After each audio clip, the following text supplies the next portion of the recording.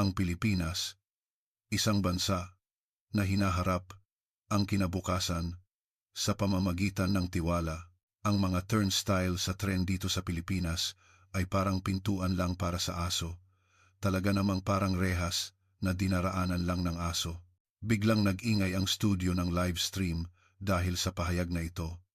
Hindi napigilan ng mga panelist ang pagtawa at umalingaw-ngaw ang halakhak ng mga manonood. Sa screen, makikita ang maagang tanawin ng Maynila.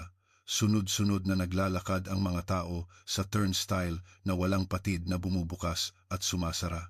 Iyan ang pamantayan sa buong mundo para sa tren, sabi nila. Tingnan mo nga, parang laruan. Ang nagsalita ay si Amélie Durant, isang inhinyero ng riles mula sa France. Naka-cross-arm siya, mayabang ang ekspresyon, at may mapang-uyam na ngiti sa labi. Ang TGV namin, mas matibay ang gate. Ang pintuan na yan, kahit bata, kayang talunin, di ba? Sumingit naman ang host. Tama ka. Baka mas matibay pa ang pintuan ng aso ko kaysa diyan. Muling naghiyawan ang mga manonood. Wala talagang kamalay-malay sa seguridad. Sobrang tiwala ba sa kapwa ang mga Pilipino? Sa gitna ng panunuya at paglibak, tango ng tango si Amélie. Para sa kanya, ang turnstile ay simbolo ng teknolohiya. Ang matibay na bakal, mga kamera, at komplikadong mekanismo ay kailangang protektahan ng pagbabantay, hindi ng tiwala. Kaya't hindi siya makapaniwala sa simpleng gate ng Pilipinas. Gumagana ba talaga? Yan. Kahit sino, kayang dumaan nang hindi nagbabayad. Sumang-ayon ang panelist sa tabi niya, siguro dahil mas payat ang mga Pilipino, kaya wala silang lakas na tumalon, di ba? Lalong lumakas ang tawanan. Pagkatapos umere ng programa, mabilis na kumalat sa social media ang panunuyang ang turnstile ng Pilipinas, pintuan ng aso. Ang Pilipinas, nakilala sa high-tech at maginhawang transportasyon, ay biglang naging sentro ng katatawanan. Ngunit pagkaraan ng ilang araw, nagtungo si Amélie sa Pilipinas para sa isang collaboration project. Nang lumabas siya ng paliparan at papunta sa istasyon ng tren, natanto niya kung gaano kababaw ang panunuya niya. Sa likod ng tinawag niyang pintuan ng aso ay mayroong pilosopiya ng tiwala na matagal nang nawala sa France, ngunit patuloy na pinangangalagaan ng Pilipinas. Ito ay kwento kung paano ang isang French engineer sa pamamagitan ng panunuya ay natuklasan ang tunay na lakas na matagal na niyang binaliwala. Ito rin ay pagsulat tungkol sa pagmamalaki at pilosopiya ng Pilipinas na nakapaloob sa maliit na turnstile na dinadaanan natin araw-araw. Si Amélie Durant, 35 taong gulang, ay mula sa French Rail Technology Department at responsable sa disenyo ng infrastruktura ng riles. Tinawag siyang Iron Lady ng kanyang mga kasamahan. Siya ay masigasig at naniniwala na siya ay isang inhinyero na sumusuporta sa bansa. Ang pagbisita niya sa Pilipinas ay dahil sa isang collaboration project sa pagitan ng French Rail at ng Philippine National Railways, PNR, na naglalayong mapabuti ang karanasan ng mga gumagamit. Layunin nilang ikumpara ang sistema ng dalawang bansa at matuto sa isa't isa. Isang French TV channel ang nag-cover nito at ginawang documentary. Ito ang simula ng kanyang pintuan ng aso na komento. Gayunpaman, simula pa lang, mayroon ng komplikadong damdamin si Amélie tungkol sa Pilipinas. Ilang taon na ang nakalipas, ang riles kung saan siya nagtatrabaho ay nagkaroon ng espesyal na serbisyo, nagbigay ng libreng upgrade sa first class para sa mga Pilipinong pasahero. Ito ay bilang pasasalamat sa kabayanihan ng isang Pilipinong turista na nagligtas ng mga bata sa isang aksidente sa tren sa France. Isang tanda ito ng kabutihang loob ng kumpanya. Ngunit, ang ulat na ipinasa kay Amélie ay naglista ng iba't ibang masamang pag-uugali ng mga Pilipinong turista. Nakasaad na iniwan nila ang basura sa upuan, maingay sa loob ng bagon at mayroon pang ang kumuha ng gamit ng iba. Nasaan na ang mga Pilipino na sinasabing may sense of propriety? Nag-iba na ba ang mga Pilipino? Nawalan siya ng pag-asa at nagkaroon ng halos aggressive na damdamin laban sa Pilipinas. Mayroon siyang ipinagmamalaking bagay, ang high-speed rail ng kanyang bansa. 2 oras lang ang biyahe mula Paris hanggang Lyon.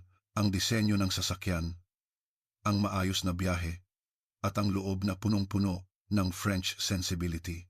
Ito ang rurok ng teknolohiya. Ipinagmamalaki niya ito. Bilang isang inhinyero, iginagalang din niya ang brand ni Christian Lacroix na nagdisenyo ng upuan ng TGV. Ang teknolohiya ay dapat maging maganda, kaya hindi siya masigasig sa biyahe patungong Pilipinas. Ano ang matututunan ko sa Pilipinas? Bulong niya sa sarili habang nakatingin sa labas ng bintana ng eroplano. Dahil kasama niya ang interview team, mas kumpiyansa ang ngiti niya kaysa dati. Taglay ang pagmamalaki na ang French Rail ang pamantayan sa mundo, lumipad siya patungong Pilipinas. Hindi pa niya alam noon na ang pinaniniwalaan niyang pananaw ay magbabago sa loob ng ilang araw. Nang tumapak siya sa lupa ng Ninoy Aquino International Airport, napasinghap si Amelie. Ang sahig ay kumikinang. Walang alikabok. Ang hangin ay napakalinis. Ang mga tauhan sa arrival hall ay ngumingiti ng may pag-aanyaya. Ang pahayag na, "Welcome to the Philippines," ay nakadama ng init sa kanyang puso. Ang mga signage patungo sa baggage claim ay nasa maraming wika, English, French, at Filipino. Walang humihinto sa harap niya, walang dagdag na galaw. Ang daloy ng mga tao ay kasing kinis ng tubig. Bakit napakakinis? Tanong niya sa kasamahan. Nagkibit balikat ang kasamahan. Para siguro sa shooting. Kahit ganon, mayroong naramdaman si Amelie na hindi maipaliwanag ng simpleng epekto lamang. Sa biyahe mula sa paliparan patungo sa hotel, tiningnan niya ang tanawin sa labas ng bintana ng kotse. Walang kahit katiting na basura sa kalsada. Ang pagpapalit ng traffic light ay napaka-eksakto. Ang bawat kotse at motorsiklo ay kalmado, nagpapanatili ng distansya. Ang tanawin ay kasing ayos ng isang makina, ngunit hindi nakakabigla. Ang maayos na tanawin ay iba sa Paris, na alam niya, ilang araw ang lumipas. Nalaman niya sa balita na sa ranggo ng World's Cleanest Airports noong 2024. Ang paliparan ng Pilipinas ay laging nasa top rank. Para sa kaalaman, ang Charles de Gaulle Airport ng Paris ay hindi kasama sa listahan. Nang makita ang numerong ito, mapait na ngumiti si Amelie. Ah, ganun pala. Hindi ito aksidenteng kalinisan at kabaitan. Isa lang itong service spirit.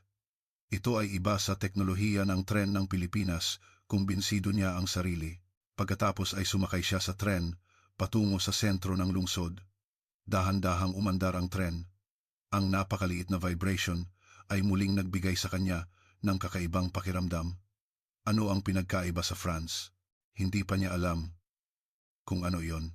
Kinabukasan, binisita ng French delegation, kasama si Amelie, ang opisina ng PNR. Sila ay sinalubong ni Jilin, ang manager ng International Relations. Yumukod siya ng may kabaitan at nag-anyaya sa Ingles. Maligayang pagdating. Ngayon, dadalhin muna namin kayo sa pasilidad ng istasyon. Si Jilin, na nakasuot ng suit, ay napakaingat sa kanyang mga salita. Kahit sa pamamagitan ng interpreter, ramdam ang kanyang sinseridad. Tipikal na Pilipino, bulong ni Amelie. Ngunit ang ngiting iyon ay mabilis na naglaho.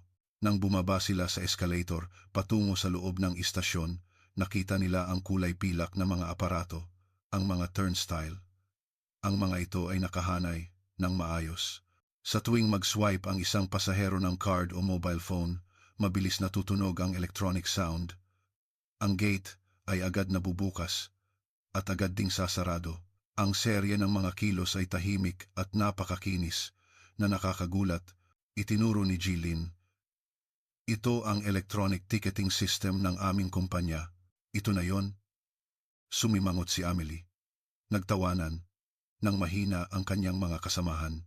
Ito ay napakalayo sa mabibigat na iron gate na nakasanayan nila sa France. Ang barrier ng gate ay napakababa lang at magaan ang pagbukas-sara.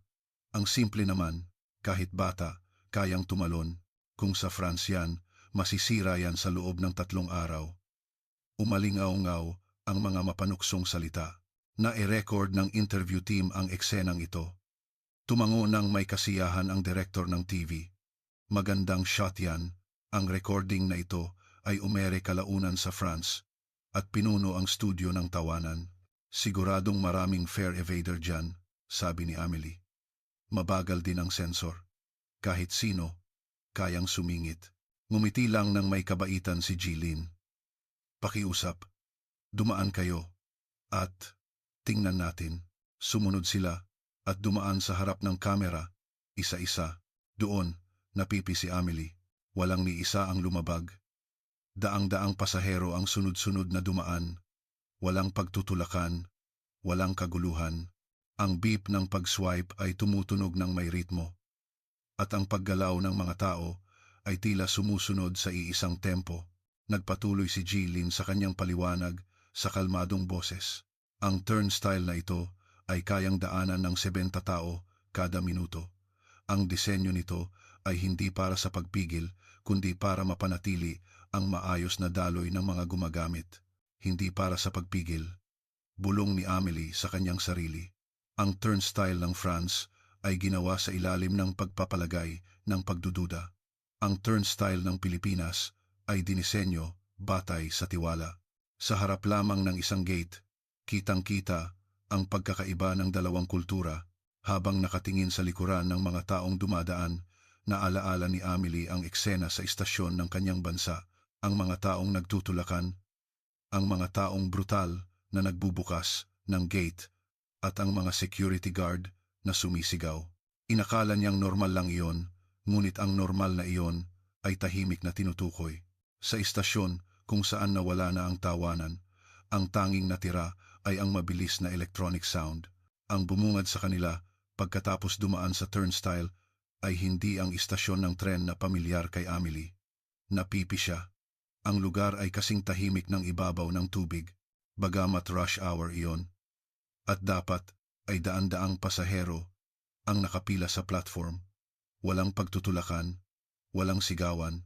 Ang mga office worker na nakasuot ng suit, mga estudyante at mga turista, lahat ay natural na nakapila. Tahimik silang naghihintay sa maliit na linya ng pagpila na nakadikit sa sahig. Walang sumisira sa pila. Kapag nagkaroon ng bakanteng puwesto, natural na aabante ang isang tao upang punan ito. Walang salita o utos. Ngunit ang kabuuan ay gumagalaw na parang mayroong iisang hininga. Bakit walang sumasaway sa kanila? Naguguluhan si Amelie. Ngumiti si Jilin sa tabi niya. Sa Pilipinas, ang pagpila ay hindi lang isang patakaran.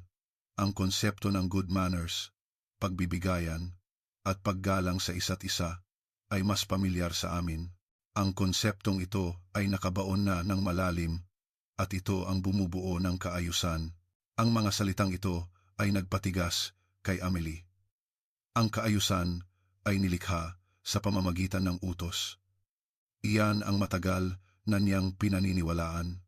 Gayunpaman, ang tanawin sa harap niya ay nakabatay sa tiwala, hindi sa utos. Nagsimula siyang matanto na ang pagpapahalaga sa paggawa ng tama kahit walang nagbabantay ay natural na lumalaki rito. Dumating ang tren, bumukas ang pinto, sabay-sabay na umatras ang mga tao, sumusunod sa prinsipyo ng unang baba bago sumakay. Tahimik silang naghintay hanggang sa makalabas ang lahat ng pasahero. Walang gumalaw. Sa tahimik na iyon, tanging ang tunog lamang ng bakal ang naririnig. Maya-maya, nagsimulang umusad ang pila. Lahat ay kalmadong pumasok sa bagon, walang nagmamadali, walang nagrereklamo. Naalala niya ang kultura ng pag-aaway at pag-agawan sa platform na madalas niyang makita sa France. Minsan, inakala niyang ang tanawin na iyon ay mayroong human vibrancy. Ngunit ngayon, nahihiya siya sa pag-iisip na iyon. Sa tingin ko, naiintindihan ko na kung bakit hindi nasisira ang maliit na turnstile na yan, bulong ni Amelie.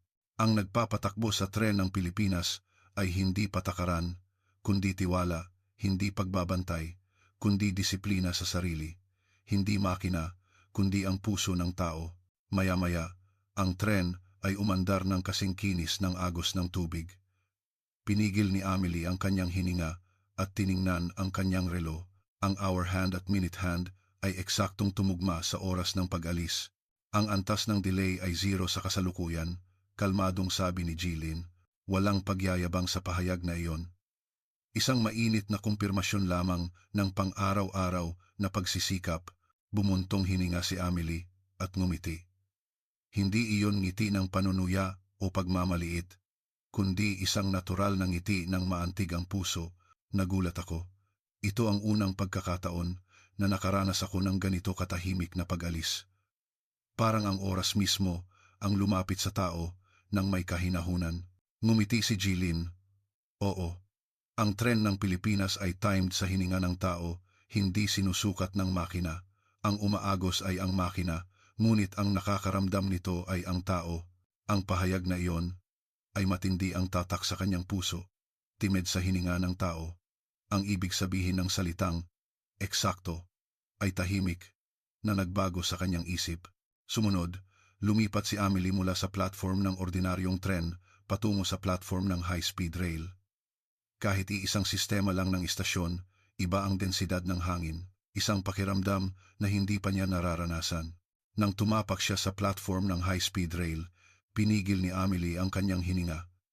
Daang-daang tao ang nakapila, ngunit ang hangin ay malinaw at transparent. Tanging ang tunog ng hangin at anunsyo ang umaalingaw-ngaw. Tila pinipigilan ng oras mismo ang hininga nito. Bakit napakatahimik? Mahinang tanong ni Amelie kay Jilin. Ngumiti si Jilin ng may kabaitan. Sa Pilipinas, ang katahimikan ay hindi isang paghihigpit. Ito ay isang kultura ng hindi paggambala sa oras ng iba at pagpapalagay sa kanilang presensya bilang isang kabutihang loob. Halimbawa, ang pagdadala ng sariling basura pagkatapos kumain ng takeout ay hindi lang dahil ayaw mag-abala. Ito ay para magbigay galang sa susunod na gagamit ng lugar na iyon. Ang kultura ng paggalang na ganito ay matagal nang isinasagawa. Ipinapasa mula sa matanda patungo sa bata. Ang paggalang na ito ang pundasyon na sumusuporta sa lupaing ito hanggang ngayon. Nang marinig ang mga salitang ito, kumalat ang isang emosyon na hindi maipaliwanag sa dibdib ni Amelie. Ang paggalang ay nagiging kultura. Isang pakiramdam na hindi pa niya nakikita. Sa France, ang katahimikan ay simbolo ng inip. Ngunit sa Pilipinas, ang katahimikan ay tila isang dasal na nag-uugnay sa mga tao. Pumasok sila sa bagon ng high-speed rail at agad niyang naintindihan ang ibig sabihin nito. Walang nikatiting na alikabok sa upuan. Ang bintana ay malumanay na nagre-reflect ng liwanag sa labas. Ang pasahero sa tabi niya ay tahimik na naglalagay ng lata ng inumin sa kanyang bag at umalis. Ang mga taong nagdaraan ay bahagyang yumuyuko. Bawat isa ay iginagalang ang presensya ng isa't isa na konektado ng isang di nakikitang tali. Sa biyahe, ang sunset ay nagpula sa bagon. Ang liwanag ay malumanay na bumalot sa mukha ng mga tao. Lahat ay nagbabasa, natutulog, o tahimik na nakatingin sa labas ng bintana. Ang katahimikan ay umaalingaw-ngaw sa kanyang puso na parang koro. Sa sandaling iyon, natanto ni Amelie na ang katahimikan ng mga Pilipino ay hindi pananahimik. Ito ay halos isang dasal. Ang gawaing pag-iisip para sa iba ay naging pang-araw-araw at ito ang nagsasalita ng lakas ng lugar na ito. Iba ito sa estilo ng France na gumagamit ng mga bagong pamamaraan. Ang kanyang ekspresyon na nakikita sa bintana ay hindi na paghahambing kundi isang malalim na paghanga. Tumunog ang anunsyo sa tren. Ang tren ay tumatakbo ng on time. Ngumiti si Amelie at nagtanong, gaano katagal ang tolerance ng on time? Ang taunang average delay ng Philippine National Railways ay mas mababa sa 30 segundo. Mas mababa sa 30 segundo sa isang taon. Sa isang sandali, hindi niya naintindihan ang ibig sabihin ng pahayag. Ang 30 segundo ay oras lang ng isang paghinga at iyon ang margin of error sa loob ng isang taon. Kahit naintindihan ng kanyang utak, hindi sumunod ang kanyang puso. Sa France, isang signal light lang pwedeng maging isang oras na delay. Ang delay ay tinanggap bilang bahagi ng oras. Nang matanto niya ito, isang mainit na damdamin ang umagos mula sa kaibuturan ng kanyang puso. Sa precision na sinusukat sa segundo, mayroong puso ng tao. Ang susunod na lugar na binisita ay ang training facility. Seryosong nagsasagawa ng simulation ang mga driver. Kahit 5 segundo lang na pagkakamali, ramdam sa kanilang katawan. Nang marinig ang boses ng isang batang driver, napasinghap si Amelie sa paghanga.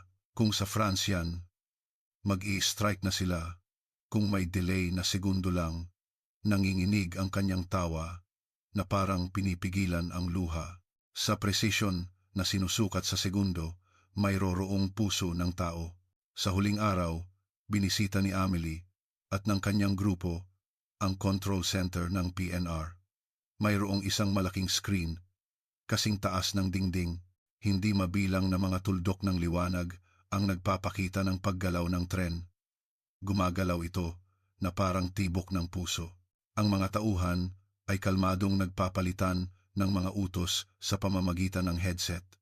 Walang nagtataas ng boses, walang nagpapakita ng pagkabalisa. Sa silid na ito, ang 1 minutong delay ay katumbas ng isang aksidente, sabi ni Jilin, na nagpataas ng tensyon sa hangin. Ipinaliwanag din niya ang emergency response system sa oras ng lindol o bagyo. Kapag nakakita ng maliit na vibration ang sensor, agad na susuriin ng smart system ang data at pipiliin ang ligtas na opsyon ng braking ng mas mabilis kaysa sa tao. Ngunit ang huling desisyon ay laging nasa tao. Ang makina ay hindi umiiral para lampasan ang tao, kundi para pangalagaan ang tao. Napaka-perpekto. Bulong ni Amelie. Hindi pa siya nakakita ng lugar kung saan napaka-harmonious ang relasyon ng teknolohiya at tao. Sa likod ng malamig na data, mayroong init ng tao na tumitibok. Ang perpektong iyon, na puno ng kahinahunan, ay nagpa-vibrate sa kanyang puso, at ang pinakamatindi na tumama sa kanyang puso ay ang Next Generation High-Speed Rail Model na ipinakilala bilang simbolo ng kinabukasan. Ang malaking modelo ay tahimik na ipinakita, ngumiti ang tagapagsalita, mas bibilis ang target speed, ngunit ang pinakanakakagulat ay ang katahimikan nito. Ang video ay nagpakita ng tren na lumilipad ng magaan. Walang tunog ng bakal na nagkikiskisan. Ang tanging naririnig ay ang smooth gliding na parang dumadaan sa hangin. Parang tahimik na lumalapit ang kinabukasan. Ang pahayag na ito ay hindi lang paghanga, kundi isang dasal na nagmumula kay Amelie. Ngumiti si Jilin ng may kabaitan. Ang tren ng Pilipinas ay hindi ginawa para habulin ang oras. Ito ay ginawa para dalhin ang mga tao sa kanilang destinasyon ng may genuine na katahimikan. Sa sandaling iyon, mayroong natunaw sa puso ni Amelie. Sa France, ang bilis ay pagmamalaki. Ngunit sa Pilipinas, ang katahimikan ay patunay ng tiwala. Walang pagmamayabang, ngunit perpekto, bulong niya sa kanyang sarili. Ang Pilipinas ay isang isla na tahimik na tumatakbo patungo sa kinabukasan. Siya ay kumbinsido. Kalmado niyang ipinikit ang kanyang mga mata. Isang gabi bago ang kanyang pag-alis, sa lobby ng hotel, nakatanggap si Amelie ng email. Mula ito sa investigation team ng TV channel na nakipag-ugnayan sa kanya. Ang paksa. Ang katotohanan sa likod ng issue. Sa etika ng pasahero ng first class. Nang buksan niya ang email, napasinghap siya sa gulat. Ang mga pasaherong nagdulot ng gulo noon sa France ay hindi Pilipino. Ang investigasyon ay nagpakita na ang mga nagpapanggap na Pilipinong turista ay mga turista mula sa ibang bansa na gumagamit ng peking passport. Sa sandaling iyon, isang matalim na kirot ang tumagos sa kanyang puso. Muling lumitaw sa kanyang isip ang imahe ng mga Pilipino na maayos na nakapila at tahimik na naghihintay sa platform. Walang away, walang karahasan. Ang katotohanan na ayaw niyang paniwalaan ay nasa harap niya ngayon. Nagkamali ako. Mahinang sabi niya. Hindi niya sinisisi ang kanyang kamangmangan, kundi ang kanyang saloobin ng pagbaliwala. Hindi iyon isang kabiguan, kundi simula ng pag-aaral. Sa eroplano pabalik, muli niyang binuksan ang notebook. Katahimikan, tiwala, disenyo na nakatuon sa tao. na puno ng mga salita na natutunan niya sa Pilipinas, ang mga pahina. Ang ideya ng pag-a-apply ng mga prinsipyong ito sa French Rail ay nagsimulang mag-apoy sa kanyang puso. Pagbalik niya sa France, nagpasa ng proposal si Amélie sa pulong ng Technical Department. Gusto kong magtatag ng isang sistema na nakabatay sa tiwala, hindi isang disenyo na nagkokontrol sa gumagamit. Tapos na ang panahon ng pagtatayo ng turnstile at istasyon batay sa pagpapalagay na dududa sa tao. Sa simula, tinawanan siya ng kanyang mga kasamahan, ngunit hindi siya sumuko. Ilang buwan ang lumipas. Sa isang bagong istasyon na itinayo sa isang suburb na lungsod, ang human flow design na nakabatay sa tiwala ni Amélie ay ginamit. Nabawasan ang mga surveillance camera. Lumawak ang mga daanan. Ang istruktura ay ginawa upang natural na maggalangan ang mga gumagamit. Bilang resulta, nabawasan ang mga alitan at tumaas ang operational efficiency. Naging tahimik ang istasyon. Maari ko nang dalhin ang aking mga anak dito nang walang takot. Sa tuwing naririnig ni Amélie ang boses ng mga gumagamit, umiinit ang kanyang puso. Sabi rin ng security guard, nakakapagtaka. Nang mabawasan ang mga kamera, naging mas magalang ang mga tao. Nakatayo sa tapos na platform, humarap siya sa hangin at ngumiti. Ang katahimikan ay nagmumula sa tiwala. Ang tanawin na nakita niya sa Pilipinas noong umagang iyon ay umaalinganggaw pa rin sa kanyang puso. Ilang linggo ang lumipas, nag-ere ang French Public Television ng isang espesyal na programa tungkol sa biyahe sa Pilipinas. Ang pamagat, The Philippines, a Nation Driven by Quiet. Nagsimula ang programa sa paglalakbay ni Amélie mula sa Ninoy Aquino Airport, ang halos tahimik na platform, ang maayos na nakapilang mga tao, at ang tanawin ng pagdaan nila sa maliit na turnstile na parang may iisang hininga. Dahan-dahang tumahimik ang mga manonood sa studio, sabi ng narrator. Sa maliit na turnstile na ito, mayroong tiwala na matagal nang nalimutan ng mundo. Nang matapos ang programa, sabay-sabay na pumalakpak ang mga bisita sa studio. Hindi iyon sigawan, kundi isang tahimik na palakpakan na puno ng malalim na paggalang. Isang panelist na minsang nanuya ang nagsalita sa harap ng mikropono, nakakatawa. Tinawanan natin ang turnstile ng Pilipinas na parang pintuan ng aso, pero ang tinutukoy natin ay ang sarili natin. Hindi iyon isang maliit na gate, iyon ay pintuan patungo sa tiwala. Muling natahimik ang lugar dahil sa pahayag na iyon. Pagkatapos, may isang bumulong. Ang lakas ng teknolohiya ng Pilipinas ay nasa katahimikan. Pagkatapos umere ng programa, kumalat ang mga reaksyon mula sa iba't ibang media sa buong mundo. Napuno ang social media ng mga komento. Tanging ang kultura na hindi nagmamadali ang makakagawa ng One Rail sa mundo. Ang tiwala ay mas malakas na seguridad kaysa sa sensor. Hindi patakaran ang nagpapatakbo sa kanila, kundi ang puso. Ang katahimikan ng lugar na ito ay nagpaiyak sa akin. Sa ibaba ng comment section, nakakabit ang larawan ng istasyon na dinisenyo ni Amélie batay sa tiwala. Ang sikat ng araw ay nag-iilaw sa platform. Ang mga taong naglalakad doon ay mayroong bakas ng pagmamalaki at kahinahunan sa kanilang mukha. Ang huling narration ay kalmadong nagsabi, ang turnstile ng Pilipinas ay hindi lang isang rehas. Ito ay blueprint ng kaluluwa ng mga Pilipino na tinatawag na tiwala. Dahan-dahang dumilim ang screen at lumitaw ang puting text. Ang katahimikan ay hindi kawalan. Ito ay tiwala. Kung naantig ng kwentong ito ang iyong puso, mag-subscribe at mag-like para suportahan ang isla na ito na nagpapakilos sa mundo. Ang tahimik mong palakpak ang magtutulak sa susunod na damdamin. Salamat sa panonood, hanggang sa huli. Magkita tayo sa susunod na video.